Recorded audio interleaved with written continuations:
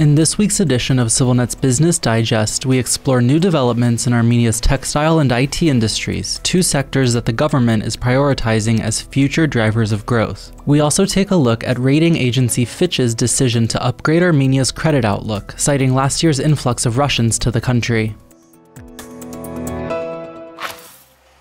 The Armenian government has unveiled a new program developed jointly with the European Bank for Reconstruction and Development to promote the production of textiles, an industry that Armenia has designated as one of 11 strategic sectors with significant export potential. The government will earmark more than $35 million over the next 3 years to support textile producers, according to Deputy Economy Minister Rafael Gevorgyan, who announced the plan at a cabinet meeting earlier this month. He said the funds will be focused on developing human capital, boosting productivity, and ramping up exports. Last year, Armenia exported over $200 million in textiles, mainly to Russia and Europe.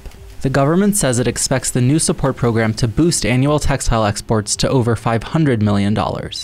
Armenia was a major textile producer in the Soviet Union, with the sector at its peak employing 150,000 people, or a quarter of Armenia's total workforce at the time. The Soviet Union's collapse in 1991 devastated the industry, and it has struggled to recover in the decades since. Armenia's textile industry was dealt another blow last year when Armenia exited a European Union preferential trade scheme called GSP+ after being reclassified as an upper-middle income country by the World Bank. A study by the German consulting group Berlin Economics forecasted that Armenia's exit from GSP+ would result in a loss of nearly $40 million for Armenian textile producers. The Armenian government says the new support program is partially meant to make up for those losses. At present, textile companies employ about 11,000 people in Armenia. 9 out of 10 textile workers are women, providing an important source of employment in a country with a significant and persistent gender gap in labor participation rates.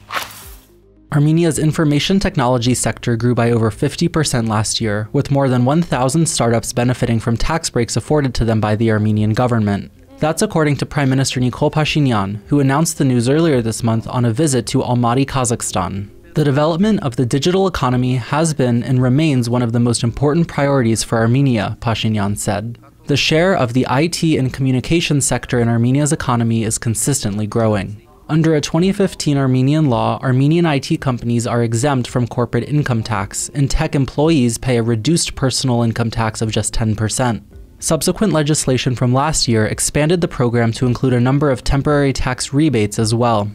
Armenia's Ministry of High-Tech Industry reported last month that IT companies paid nearly $130 million in taxes last year, equal to almost 3% of the Armenian government's total annual tax revenues. 60 tech companies featured in the latest update to the State Revenue Committee's annual list of Armenia's 1,000 biggest taxpayers, but the top spots remain dominated by mining, energy, and tobacco firms. Armenia's tech sector employs at least 20,000 people and has been boosted significantly by last year's influx of tens of thousands of Russians, many of whom are IT workers.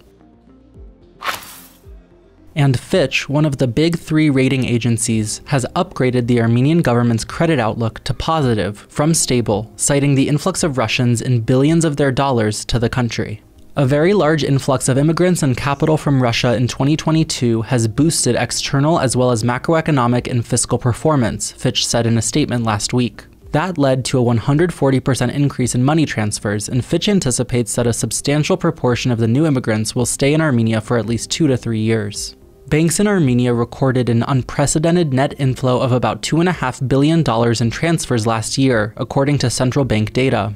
Martin Galstyan, the head of the central bank, said at a press conference last month that over 70% of the transfers came from Russia. Figures from Armenia's Migration and Citizenship Service suggest that about 65,000 Russian citizens have relocated to Armenia since Russia's full-scale invasion of Ukraine began nearly a year ago. In addition, Fitch said it estimates Armenia's economy will grow by 6.1% this year, substantially higher than the Armenian government's own forecast of 4.6% growth. Armenia's real GDP growth last year was about 14%, according to the United Nations, giving the country the highest year-on-year growth of any former Soviet country. At the same time, Armenia's 12-month inflation rate of 8.8% sat well below the regional average.